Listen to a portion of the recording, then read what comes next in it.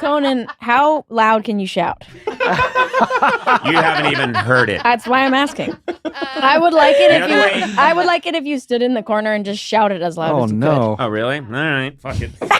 Take your headphones I want to hear off. those pipes. Come on.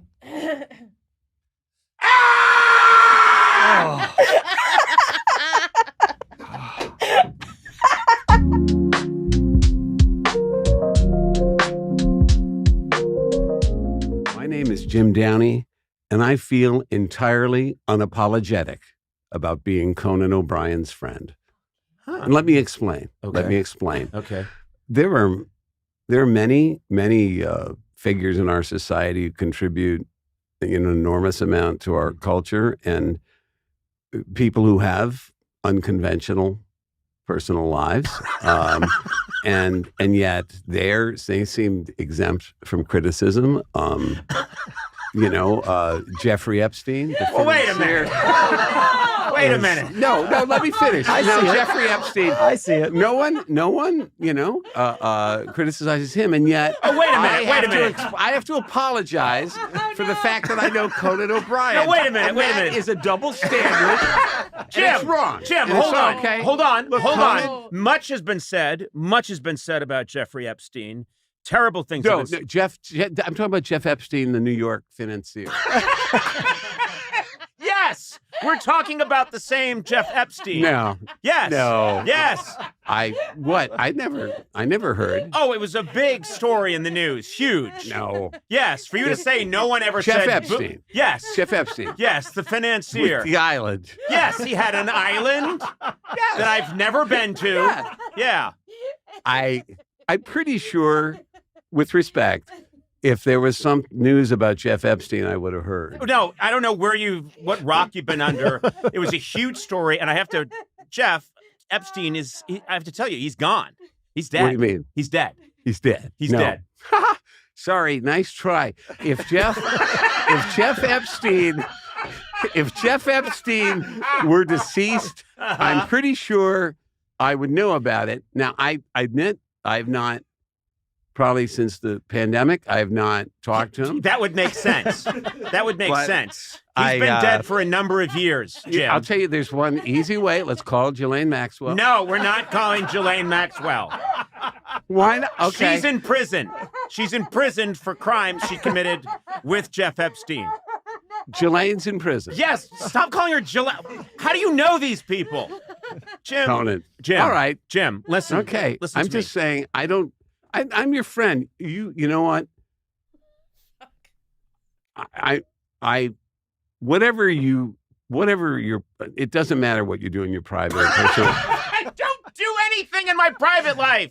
Okay. But anyway, I'm your friend. All right. Well, thank you for the worst. And I make no apology. For the worst introduction to this podcast I've ever heard. I think what happened was that you do the Jimmy Stewart thing, and the thing I do of Dana's, which again is a Dana bit, is the Burt Lancaster and Kirk Douglas having sex. Yes. And that's what I was doing.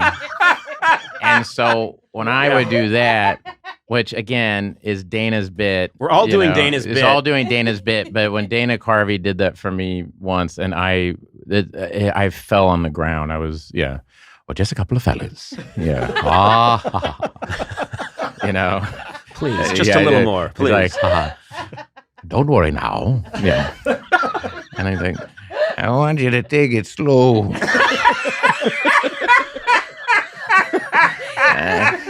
I want you to.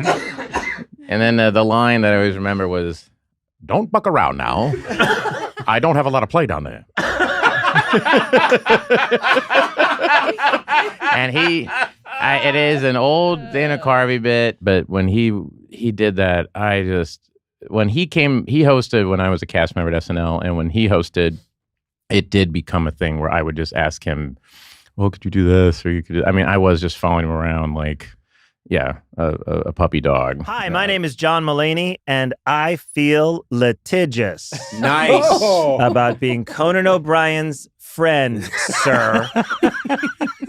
Are you already lawyered up? I'm heavily lawyered up. Okay, I need to lawyer up. This is going to be a few phone calls.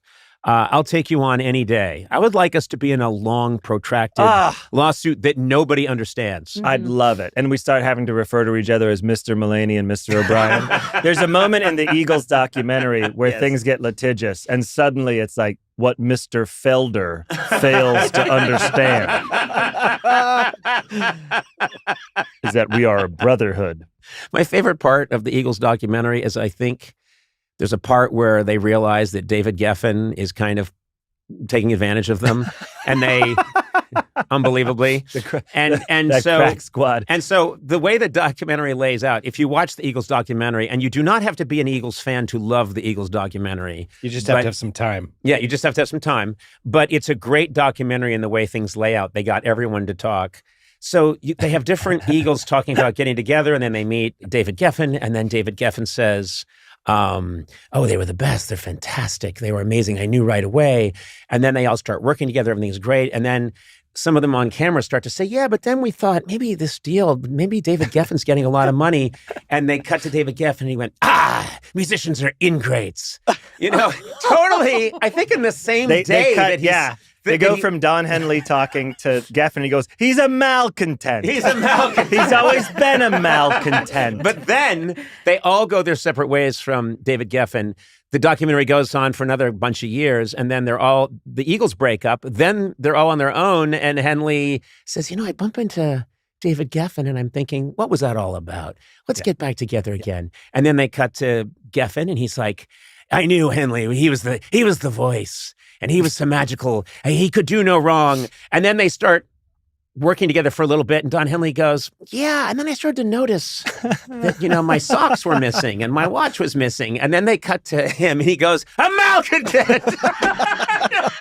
This happens. He's always going to be a malcontent.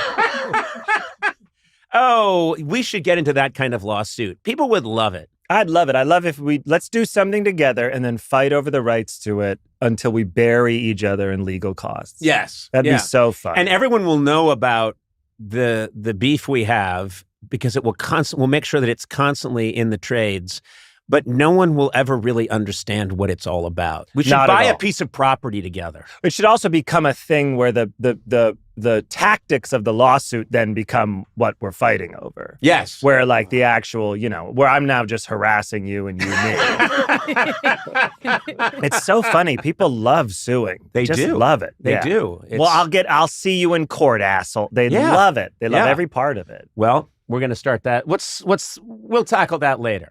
Okay. I promise you there'll be a John Mulaney, Conan O'Brien lawsuit coming very soon. Let me congratulate. Let's write one song together. Called We Will Always Be Friends. Yeah, we will always be friends. Two content men. He's crying. He has tears around his eyes. No, that's not tears. He really does. I'm allergic to you. Now listen, let's get back to it. You're right. God. How many comics do you need me to name? I don't know. I just was curious if there's one that stood out. Yeah. I'm going to say for you it was Steve Martin. Andy Kaufman. And Andy Steve Martin. These are your favorites and you don't even know who they are? He's attacking me again. He's attacking me. Who's your favorite? I like Bill Stepman. What? Is that his name? I don't know. Eduardo Sona. Who couldn't do it? It's 1-to-1. It is 1-to-1. It is. You messed up that one. That's me laughing that he can't say a name. How easily he attacks me. You needed to get back on track. He pounced on me. He pounced on me. He just can't contain himself. Let's try it again. Say this. You're one of my favorites of all time. Oh, thank you very much, Conan. And I mean that. I absolutely mean that because you have such an agile mind. I'm being serious. You have such an agile mind. Your rhythm is so unpredictable and hilarious that I think you're one of the all-time greats. I really do. Appreciate that. You do well too. You do all right for yourself. I love your style. I mean, I'll be honest with you. I'm surprised, and I'm not attacking you. You're surprised at what? I'm not attacking back. You're surprised at what? I'm not going to pounce at you. Okay. I'm just surprised and happy for you. Yeah, go ahead. You're surprised about what? As far go ahead. As you made it. You followed up me saying that I think you're one of the all-time greats. Let me finish. With you saying that you're surprised I made it this far. Can I finish? Sure. You have become something that is unbelievable. I don't know how you do it. Seriously, I don't know how you do it. You become this legend of, I won't say mediocrity because I knew you think I'm going to say that.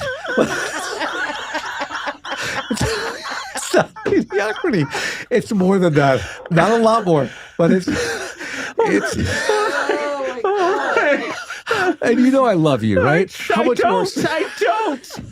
don't know. Now I'm starting to almost cry. Conan, look at me. I love you. How much? You're surprised? You're surprised that I've made it this far? Please, don't attack me. Don't attack me. Attacking you. I'm simply restating what you said. Eduardo, he's attacking. But you're making it. You're cynical. You're cynical. You're full of hate. If I may bring up a touchy, actual, this is real personal subject for you. It's okay. I know what it is. Death in the family. Yep. My parents passed. Well, first, let me just say the timeline because I have it here. I wrote it down last year because the timeline was so good. Yeah.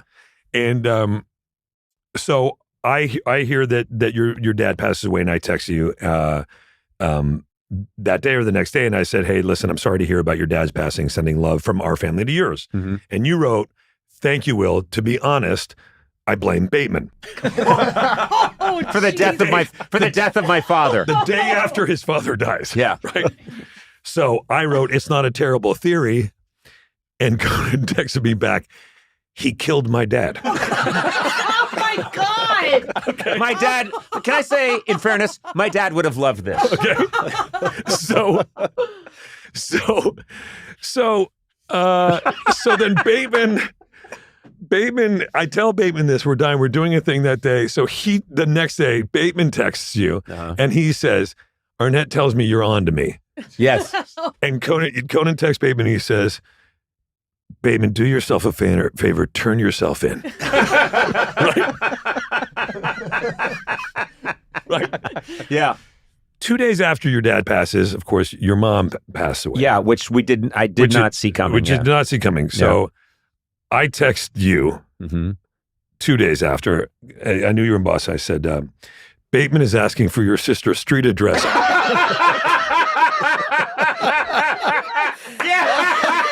Yes. Oh, okay to give. Yeah. And you were busy that weekend. Then like a day and a half later, you texted back, just seeing this now. Fantastic. 625 Boylston Street, apartment 12C. Tell Bateman to make it look like a robbery. Oh my God. You know what's weird? I swear to God, this is how I grieve. I know. Everyone has their way. And I forget who I was. Somebody at the time was like, it might have been Sean or something. And they were like, what do you think? And I go, this is what he wants. Yeah. This is what he wants right now. He wants to laugh and do bits. This is what he wants. And I know the vibe. And obviously our heart was with you and we love you and all that stuff. Yeah. But I knew that would, and honestly, that was tell him to make it look like a robbery. You're so sick. I know I'm a sick person, but I do know my parents, who I'm very sentimental about, but they, a big driving force in my life was making them laugh. Sure. And I did used to think about, am I going to want to do comedy after my parents are gone? Because that was the whole reason I did everything. But I remembered very much wanting to, I don't know, connect. It was so comforting to me to screw around with you guys at that moment. Mm-hmm. It just was. Mm-hmm. And so if that makes me a madman, then so be it. No, I get that, man.